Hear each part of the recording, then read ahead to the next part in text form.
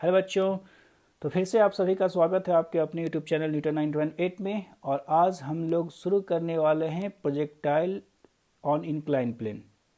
तो इस चैप्टर को, इस टॉपिक को शुरू करने से पहले मैं आपको एक बात बता दूं कि ये टॉपिक मेडिकल के लिए इम्पॉर्टेंट नहीं है। मेडिकल में कभी इससे क्वेश्चन पूछे नहीं जाते हैं, तो आप इसको अवॉइड कर सकते हैं।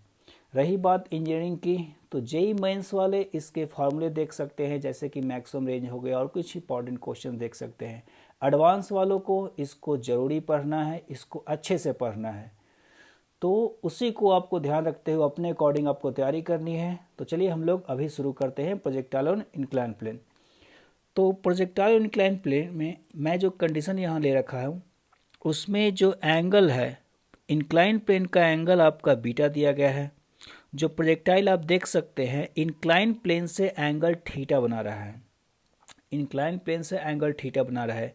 एक बात मैं बता दूं कि कभी मैक्सिमम बुक्स में होते क्या है कि उसमें जो एंगल रहता है प्रोजेक्टाइल को, वो थीटा नहीं लेकर वो डायरेक्ट हॉरिजॉन्टल से लेता है।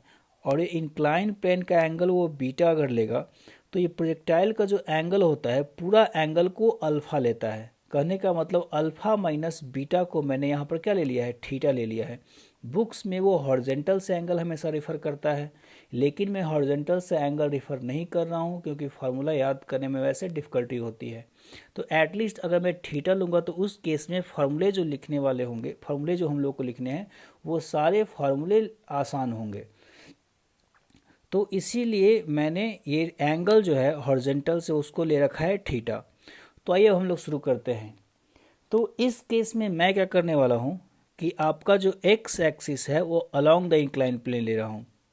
एक्स एक्सिस हॉरिजॉन्टल नहीं, बल्कि मैं along the incline plane. Horizontal आपका अभी भी यही बोला जाएगा, लेकिन एक्स एक्सिस आपका अलोंग द इंक्लाइन प्लेन रहेगा इस केस में।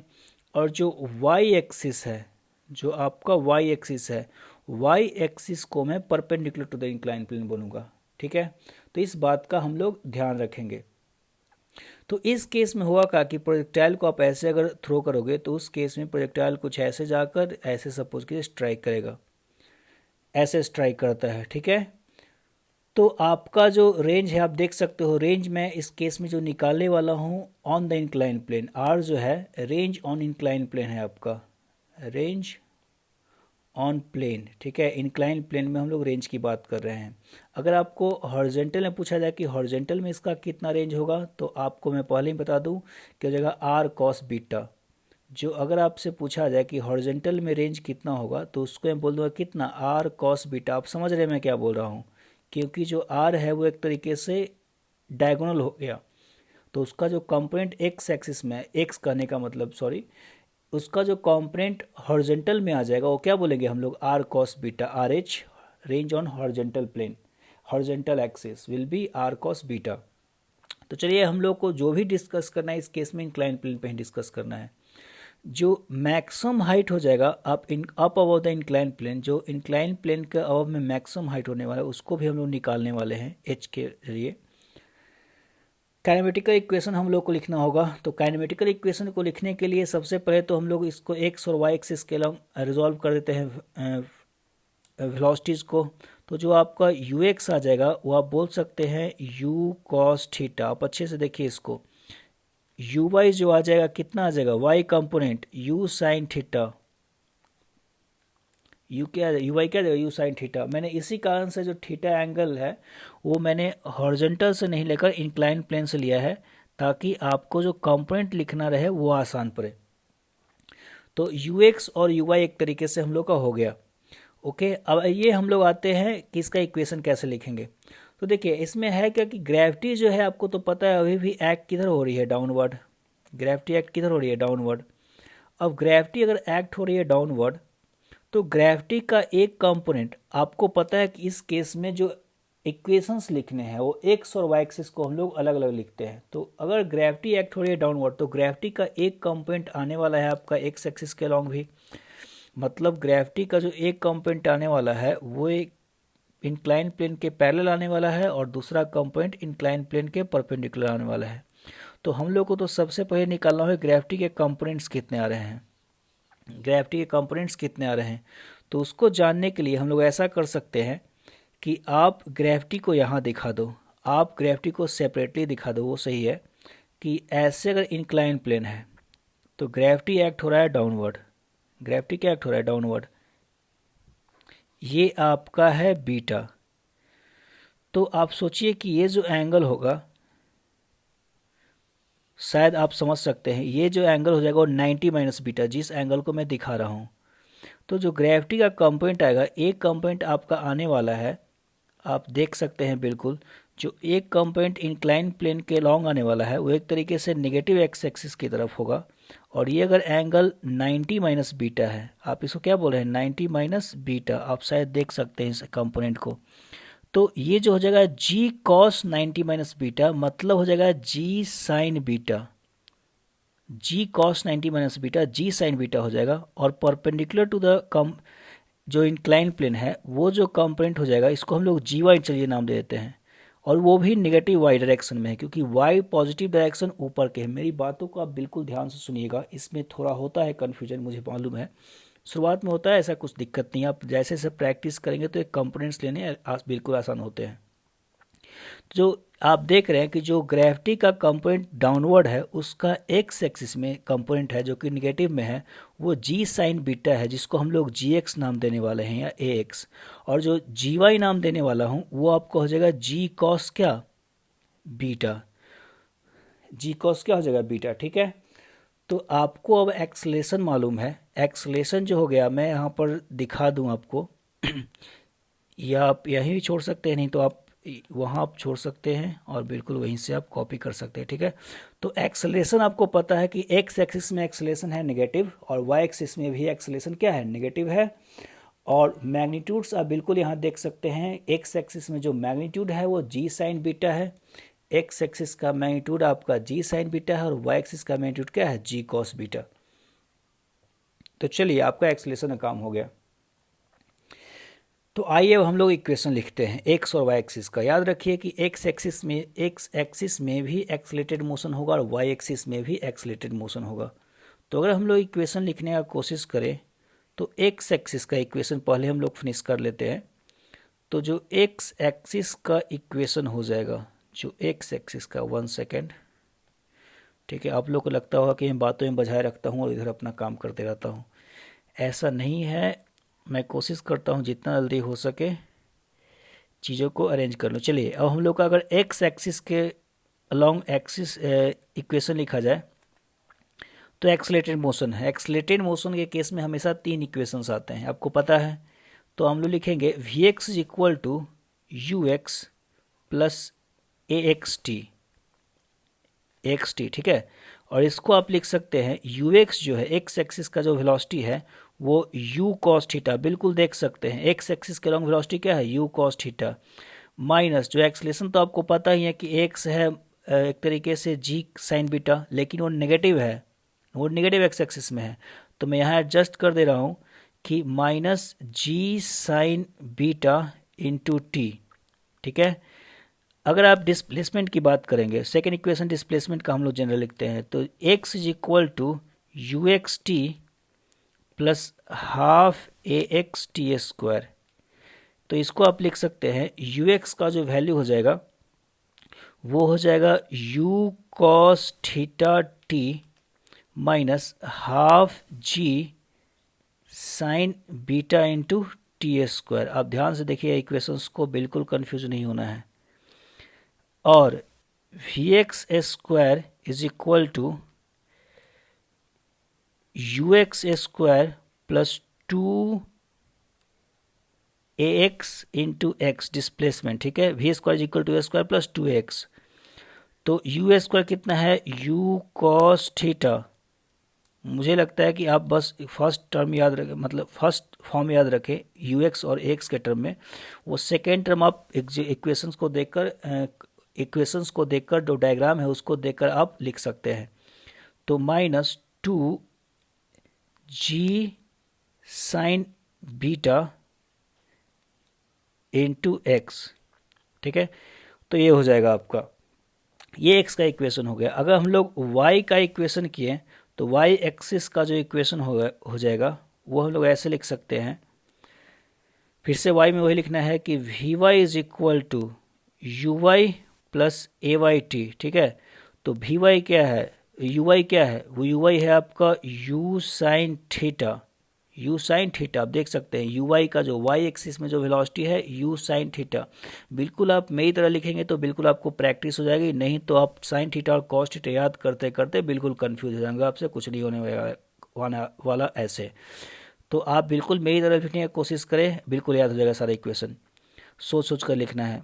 माइनस जो y का एक्सप्रेशन कितना है, जी कॉस बीटा, निगेटिव तो था ही, इंटू टी। फिर आपको लिखना है y में डिस्प्लेसमेंट, कितना है y में डिस्प्लेसमेंट, वो आपका है y is equal to you y t plus half a Y t square. Equation कितना आ जाएगा, u sine theta T minus half g cos beta into T square. Okay, last बचा हुआ v y square is equal to you Y square plus two a y into Y, ठीक है, Y में displacement. इसको आप लिख सकते हैं U sine theta square minus two G cos beta into Y. तो ये आपका सारा क्या होगा इक्वेशन। इक्वेशन लिखना बिल्कुल आसान है अगर आपको फर्स्ट फॉर्म याद है। बस आपको U X U Y G X G Y याद रखना है। जिस जी एक्स जी वाई आपको याद हो जाएगा, ये मेरी गारंटी है, क्योंकि हम लोग न्यूटन्स लॉ में इस फॉर्म को काफ़ी ज़्यादा यूज करने वाला, तो उसमें कोई कन्फ्यूजन नहीं होने वाला किसी को, इतनी मैं गारंटी देता हूँ।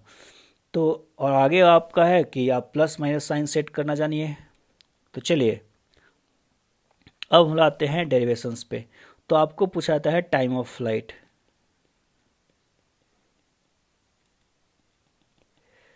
ठीक है। तो टाइम ऑफ फ्लाइट आपसे पूछा जाए तो टाइम ऑफ फ्लाइट में आप क्या करते हैं, पूरे टाइम ऑफ फ्लाइट में आप डायग्राम को देखिए कि पूरे टाइम ऑफ फ्लाइट में क्या है कि वाई में डिस्प्लेसमेंट फिर से जीरो हो गया है।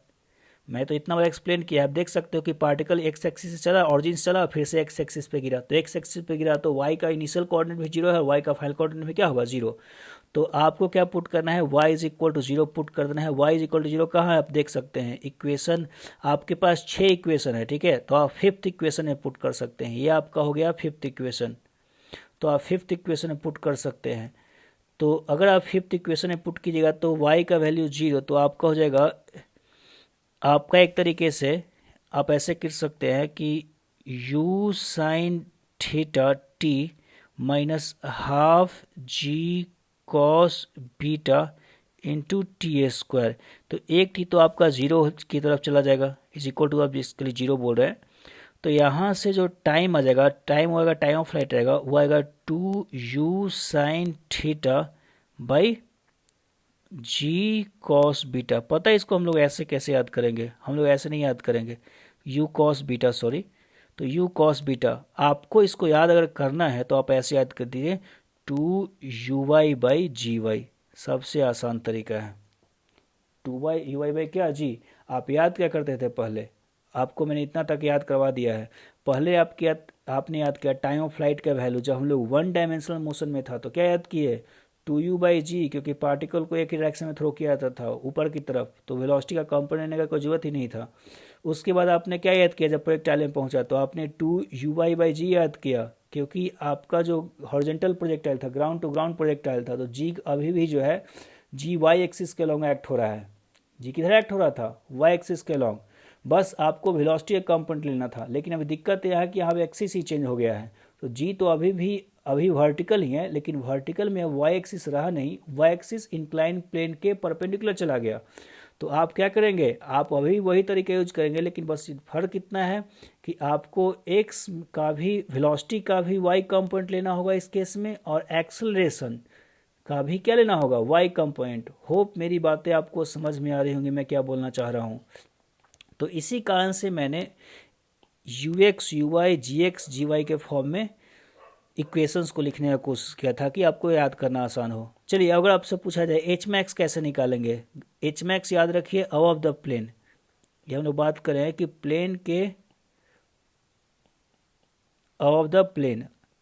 तो H max above the plane अगर निकालना, जिसको आप देख सकते हैं कि यहाँ मैंने दिखा रखा है कि एच मैक्स का value, H max above the plane, तो वो जो वैल्यू है अब हम लोग कैसे निकालेंगे, याद कीजिए हम लोग कैसे निकालते थे। आपने इक्वेशन नंबर 3 में क्या पुट करते थे, आप 0 पुट करते थे वेलोसिटी का वैल्यू, क्योंकि अभी भी अगर मैक्सिमम हाइट पे पहुंचेगा, अभी जो पार्टिकल है वो मैक्सिमम हाइट पे पहुंचेगा। रुकिए मैं आपको ये दिखा देता हूँ, कौन सा कलर बच गया, ये कलर बच गया है। तो अभी भी अगर मैक्सिमम हाइट पे पहुंचेगा तो उस केस पे इसका velocity exactly along the incline plane हो जाएगा। वेलोसिटी किधर होगा, पैरेलल इस पे अगर आप टेंजेंट ड्रॉ करते हैं तो अलोंग द इंक्लाइन प्लेन हो जाएगा। उसका वेलोसिटी जो बचेगा यूएक्स बचेगा, और यूएक्स का जो वैल्यू है अभी भी कितना होगा, यू कॉस थीटा। देखिए कितना आसान हुआ अगर हम लोग इंक्लाइन प्लेन से एंगल लेते हैं तो, नहीं तो आपको हर जगह अल्फा माइनस बीटा पुट करना पड़ता।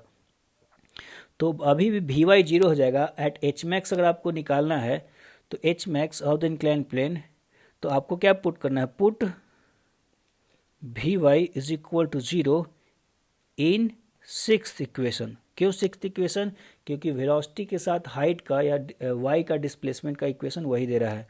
तो आप अगर उसको 0 पुट कीजिएगा तो क्या आ जाएगा आपका, 0 is equal to U sine theta square minus 2 G cos beta into Y.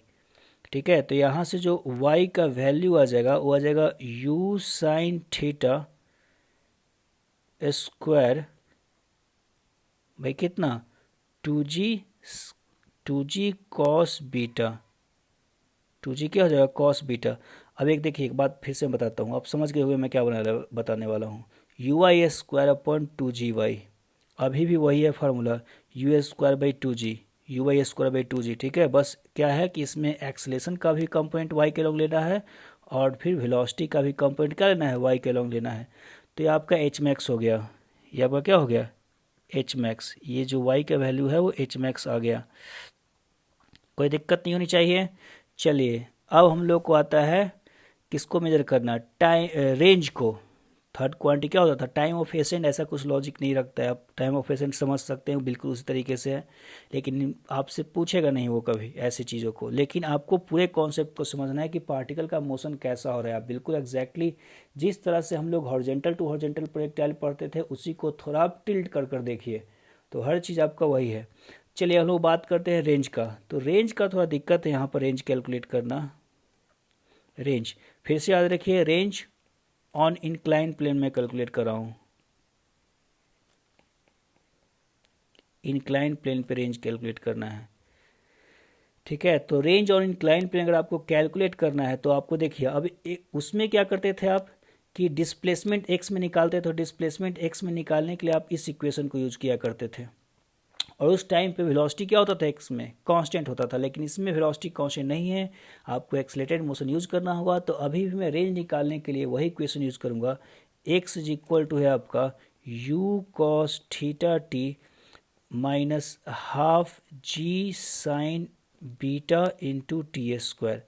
ठीक है, तो इसी में हम लोग टी का वैल्यू क्या पुट कर देंगे, टाइम ऑफ फ्लाइट। तो टाइम ऑफ फ्लाइट आप पुट करेंगे तो हो जाएगा, आप चलिए एक टी एफ कॉमन लेते हैं हम लोग।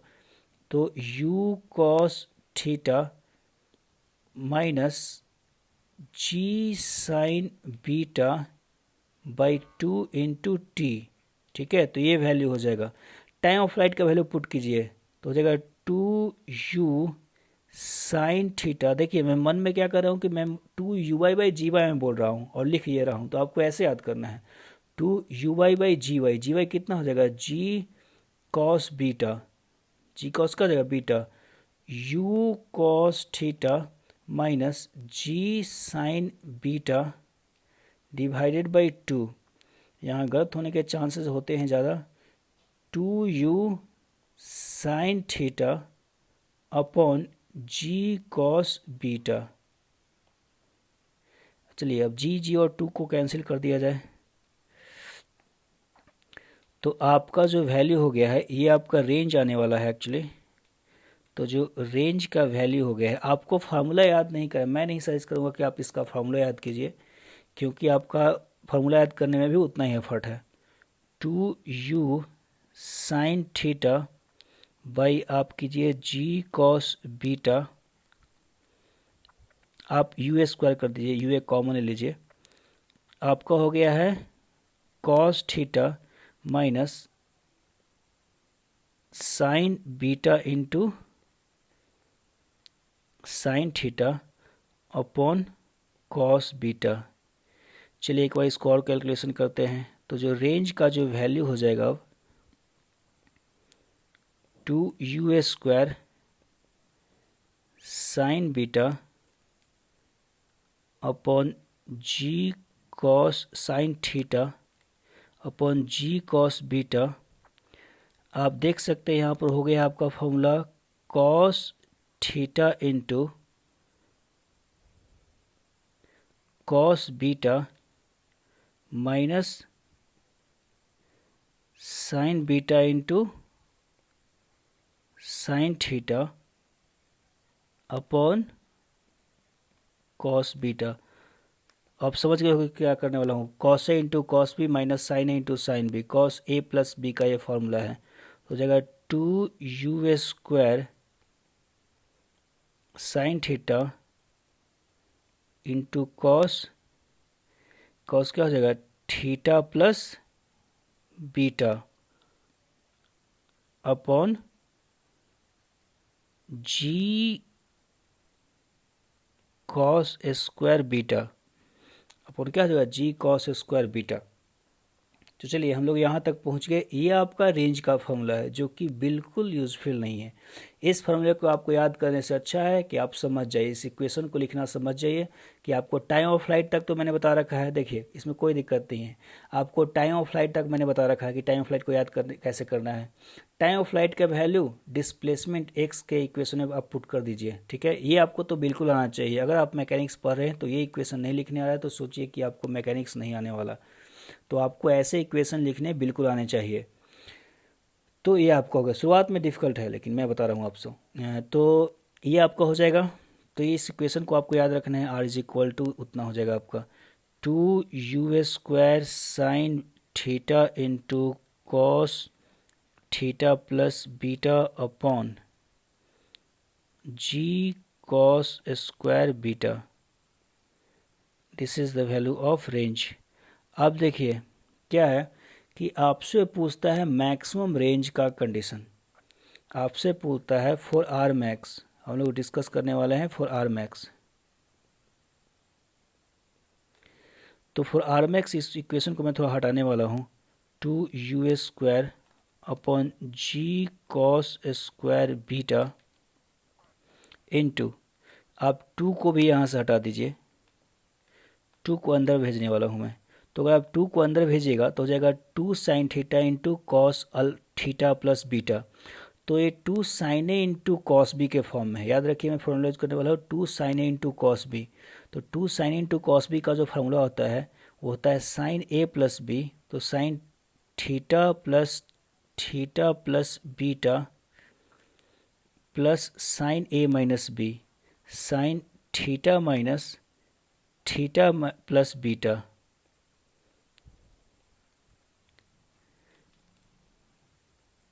ठीक है, तो ये आपका फार्मूला हो गया। इसको आप करेंगे तो आर का जो वैल्यू आ जाएगा वो हो जाएगा, आप देख सकते हैं u² by G cos square beta.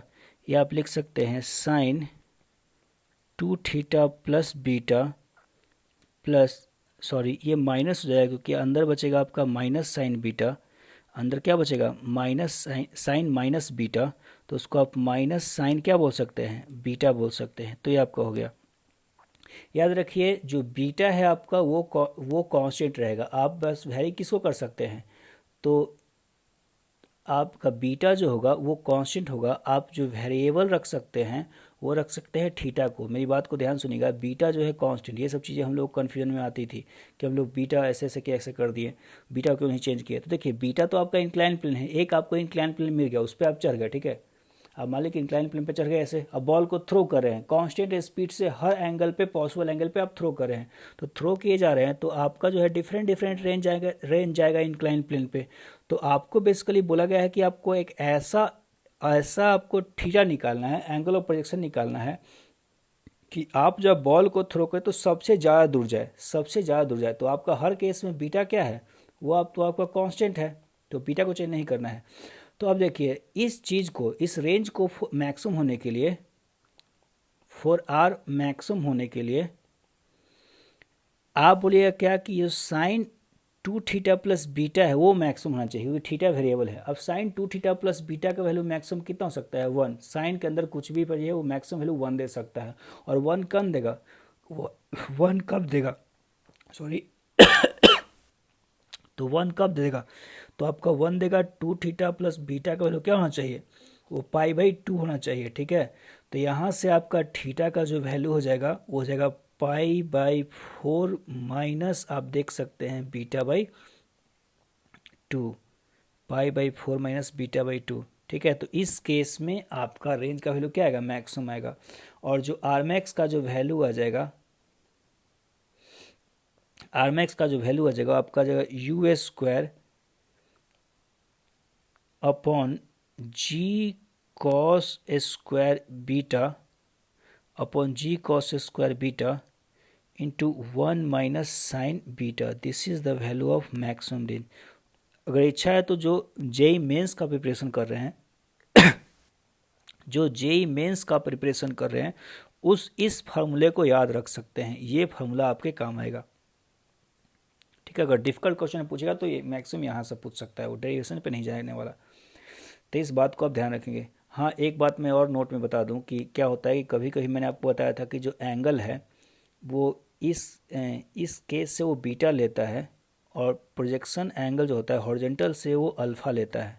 ठीक है, तो मैं आपको करना है कि इसमें अगर आपको दिक्कत हो रही है तो आप ऐसा कीजिए कि यहाँ पर जो डेरिवेशन है उसमें आपको करना क्या है, बस करना क्या है, 1 मिनट मुझे हटा लेने दीजिए, मैं हमेशा बोलते ही रहता हूँ कंटिन्यूस बैक टू बैक।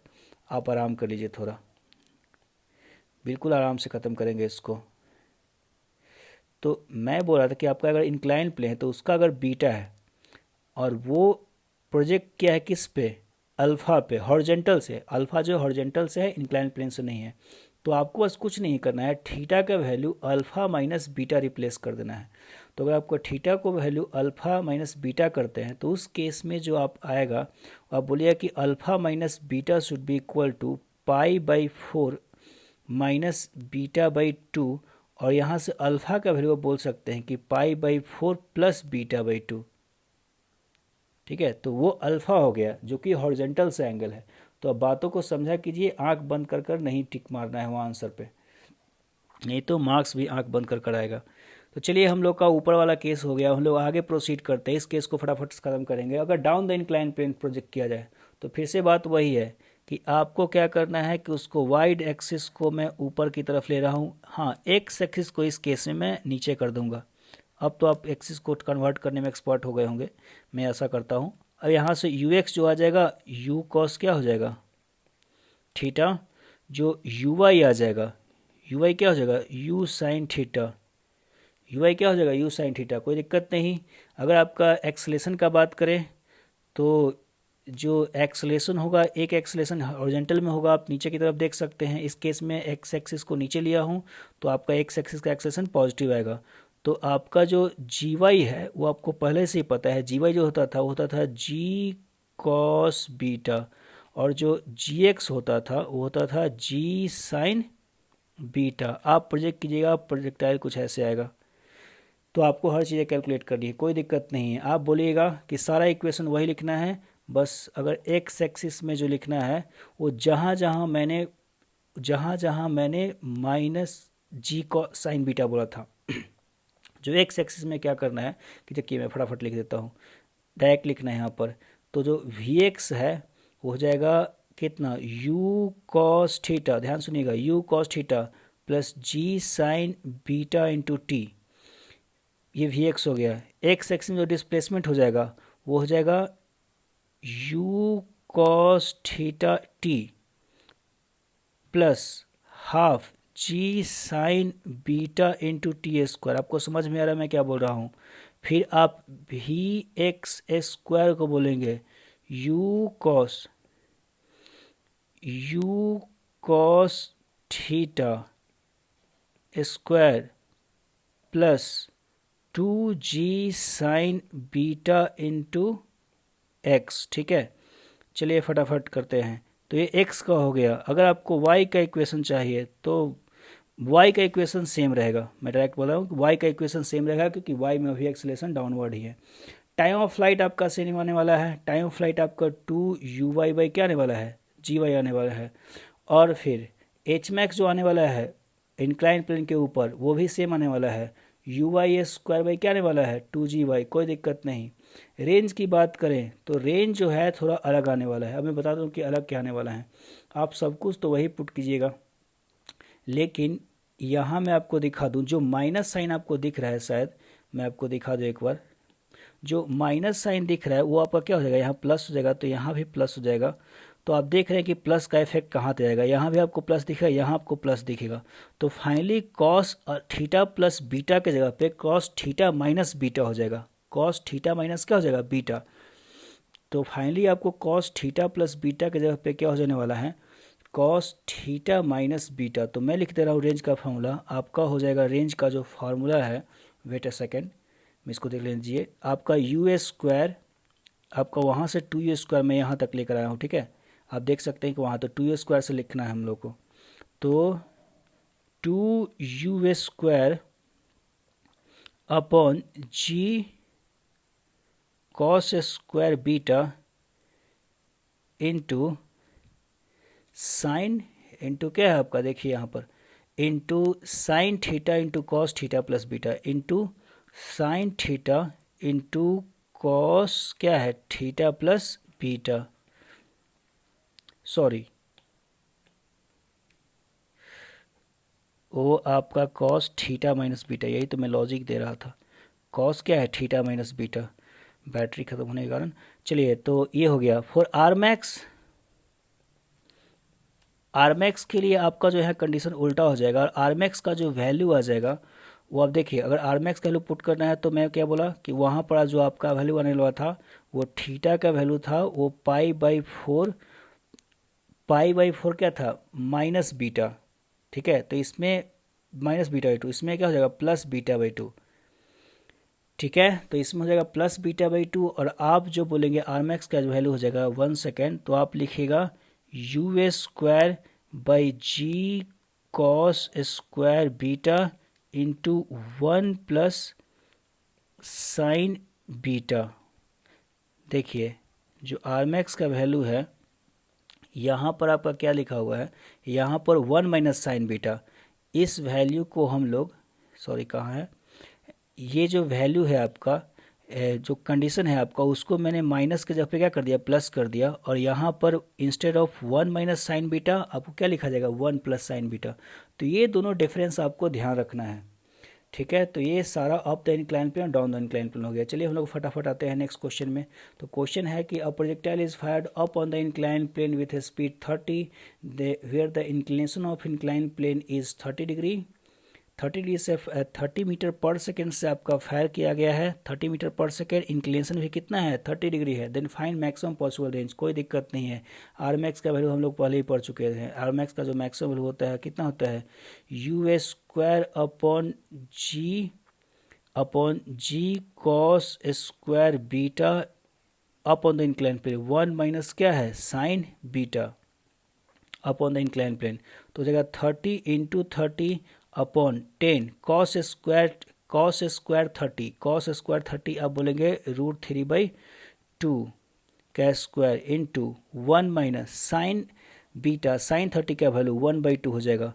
अब वैल्यू को देख सकते हैं, ये आपका एक चला जाएगा, यहाँ से हाफ आपको ऊपर जाएगा, तो आप बोलिएगा कि आप क्या बोलिएगा कि एक तो 3² हो जाएगा, तो आप देखिए यहाँ से 3 कैंसिल हो जाएगा 30 into 2 which is 60 metres. Hope calculation सही हो, यहाँ से आपका 3√3² हो जाएगा, तो 3 हो जाएगा, एक 3 को कैंसिल कर देगा, 30 बचेगा, 1 माइनस हाफ बचेगा, ये 4 ऊपर जाएगा तो हाफ से कैंसिल, 30 माइनस 60 मीटर्स। तो ये आपका आंसर है, ठीक है, कोई दिक्कत नहीं होनी चाहिए। चलिए हम लोग आते हैं नेक्स्ट क्वेश्चन पे। नेक्स्ट क्वेश्चन है आपका find the relation between theta and beta if projectile hits the plane horizontally. तो देखिए दो केसेज है, हम लोग को एक केस में प्रोजेक्टाइल को हॉरिजॉन्टली हिट करवाना है। तो अगर प्रोजेक्टाइल हॉरिजॉन्टली हिट करता है तो बेसिकली ये बोला है कि ऐसे प्रोजेक्टाइल को जाना चाहिए, ऐसे बिल्कुल हॉरिजॉन्टली, ठीक है। तो अगर हॉरिजॉन्टली हिट करता है, केस 1 का अगर मैं सोल्यूशन बोलूँ तो अब देखिए आप ऐसा बोल सकते हैं केस 1 में कि अगर ये ग्राउंड टू ग्राउंड प्रोजेक्टाइल वाला केस हम लोग डिस्कस करें, ग्राउंड टू ग्राउंड करने का मतलब एक्स एक्सिस को हॉरिजॉन्टल ले, तो हम लोग बोलें कि if x axis is considered क्या, हॉरिजॉन्टल, तो एक तरीके से वो टाइम ऑफ एसेंट के बराबर है। आप नहीं समझ रहे हैं मैं क्या बोल रहा हूँ कि अगर हम लोग एक्स एक्सिस को हॉरिजॉन्टल कंसीडर करेंगे तो ये पार्टिकल ऐसे अगर हॉरिजॉन्टल हो गया है तो ये टाइम ऑफ क्या है, एसेंट है। लेकिन उस केस में जो एंगल है विथ हॉरिजॉन्टल, जिसको एंगल ऑफ प्रोजेक्टाइल के नाम से जाने जाते थे, उसको थीटा प्लस क्या बोलना होगा, बीटा बोलना होगा। उसको क्या बोलना होगा, थीटा प्लस बीटा। तो आप इस वैल्यू को, उस टाइम को कितना बोलेंगे जब वो हॉरिजॉन्टल हो जाए, तो उस केस में आप जो T1 बोलेंगे, इसलिए इसको हम लोग T1 नाम देते हैं, उसको टाइम ऑफ एसेंट के बराबर बोलेंगे, जिसको बोलेंगे you sine theta plus beta.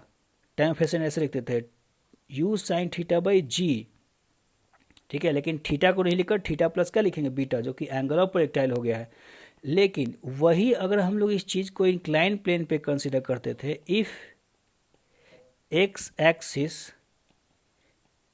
Is along क्या, इंक्लाइन प्लेन, अगर हम लोग एक्स एक्सिस को इंक्लाइन प्लेन के अलोंग कंसीडर करेंगे तो उस केस में वो टाइम ऑफ फ्लाइट के बराबर है। यही टाइम क्या है, टाइम ऑफ फ्लाइट के बराबर। तो चलिए इसमें हम लोग टी ए बोल देते हैं, टाइम ऑफ एसेंट, और इसमें केस में टाइम ऑफ फ्लाइट। और टाइम ऑफ फ्लाइट के क्या बोलते थे, 2u बाई जी वाई, बिल्कुल याद है हम लोग को। तो 2u कितना है, u साइन थीटा बाई जी कितना है, जी कॉस बीटा। जी कॉस क्या हो जाएगा, बीटा। तो आप बोलिए कि दोनों केस में तो एक ही टाइम रिप्रेजेंट करा है, भले ही हम लोग ग्राउंड टू ग्राउंड प्रोजेक्टाइल इसको यहाँ से यहाँ जाने में टाइम लगे, और वही टाइम या इस केस में हम लोग बोल रहे हैं कि प्रोजेक्टाइल यहाँ जा रहा है, तो दोनों केस में मैं टाइम तो सेम ही कैलकुलेट कर रहा हूँ, बस फार्मूला 2 यूज कर रहा हूँ। तो आप अगर फार्मूला 2 यूज करें तो दोनों को इक्वलाइज कर दिए, time of ascent is equal to इस केस में टाइम ऑफ लाइट हो जाएगा। जो हॉरिजॉन्टल प्रोजेक्टाइल के केस में, ग्राउंड टू ग्राउंड प्रोजेक्टाइल के केस में जो टाइम ऑफ एसेंट होगा, इस केस में वही क्या है, टाइम ऑफ लाइट है। तो आप जब इसको इक्वल कीजिएगा तो लिखिएगा 2u sine theta plus beta by G should be equal to 2u sine theta by G cos क्या हो जाएगा, बीटा। यहाँ u बाई जी कैंसिल हो जाएगा, और जो आपका रिलेशन है वो आप दिख रहा है। जो रिलेशन है आप ये बोलिएगा कि sine theta plus beta should be equal to sine cos beta into sine theta plus beta is equal to sine theta, ठीक है। तो ये आपका रिलेशन बनेगा, आपको आंसर ऐसे ही दिए होंगे। चलिए हम लोग आते हैं नेक्स्ट क्वेश्चन में। जो नेक्स्ट क्वेश्चन है आपका वो क्या है कि projectile hits the plane perpendicularly. अब आपका सेकेंड पार्ट में बोला गया है कि प्रोजेक्टाइल को प्लेन को कैसे हिट करना है, परपेंडिकुलरली हिट करना है। तो कोई दिक्कत नहीं, सेकेंड पार्ट को मैं ऐसे सॉल्व करूंगा। सेकेंड पार्ट में आपको जो बोला गया है कि प्रोजेक्टाइल को प्लेन जो है, प्लेन को प्रोजेक्टाइल हॉरिजॉन्टली हिट करेगा, परपेंडिकुलरली हिट करेगा। तो आप जब इसको कैसे प्रोजेक्ट कीजिएगा, थीटा पे ठीक है, आराम से करते हैं हम लोग। थीटा पे ये आपका क्या हो गया, बीटा हो गया। तो अगर वो परपेंडिकुलरली हिट करता है तो कुछ ऐसे सिचुएशन बनेगा कि ऐसे जाएगा और ऐसे हिट करेगा, और ये एंगल कितना होगा परपेंडिकुलर, ये एंगल कितना होगा 90 डिग्री। मैं बोल रहा हूँ कि आप कंसिडर कीजिए इसको एक्स एक्सिस, ऑब्वियस सी बात है, और इसको कंसिडर क्या करते हैं हम लोग, वाई एक्सिस, ठीक है। तो ये जो है टाइम ऑफ फ्लाइट है, ये पूरा जो यहाँ से यहाँ टाइम लगा है वो क्या है, टाइम ऑफ फ्लाइट। तो टाइम ऑफ फ्लाइट कितना हो जाएगा इसका, हम लोग तो वही लिखते हैं हमेशा 2u बाई जी वाई, सबसे आसान तरीका है ये। तो टाइम ऑफ फ्लाइट हो जाएगा 2u साइन थीटा बाई क्या है, जी कॉस बीटा। आप समझ रहे हैं मेरी बात, इसको तो आपको समझना चाहिए। तो 2u sine theta by G cos beta. अब देखिए लॉजिक सुनिए, मैं लॉजिक क्या दे रहा हूँ। मैं क्या बोलूँगा कि इस पूरे टाइम में अगर पार्टिकल का वेलोसिटी कुछ इस तरह से हिट कर रहा है, मतलब पार्टिकल कुछ इस तरह से अगर हिट कर रहा है इंक्लाइन प्लेन, तो आप ये बोल रहे हैं कि इस मोमेंट पे तो जो वेलोसिटी पार्टिकल के पास बचा है वो वेलोसिटी वाई में बचा है। ये वेलोसिटी किधर बचा है, वाई में। यहाँ पर इस मोमेंट पे जो अगर परपेंडिकुलर हिट कर रहा है तो उसका वी एक्स क्या हो गया है, जीरो हो गया है, क्योंकि पार्टिकल हिट कैसे कर रहा है, इंक्लाइन प्लेन को नॉर्मली हिट कर रहा है। तो एक्स में कोई वेलोसिटी का कंपोनेंट है क्या, बिल्कुल नहीं है। आप मेरी बात को समझिए, मैं क्या बोल रहा हूँ कि एक्स में पार्टिकल का कोई ही वेलोसिटी नहीं है, जो पार्टिकल का बस वेलोसिटी है वो वाई में है, वो वाई में है, एक्स में कोई वेलोसिटी नहीं है। ठीक है, मैं कट कर दूंगा तो आप ये नहीं समझिए कि मैंने कट कर दिया, वो गलत है।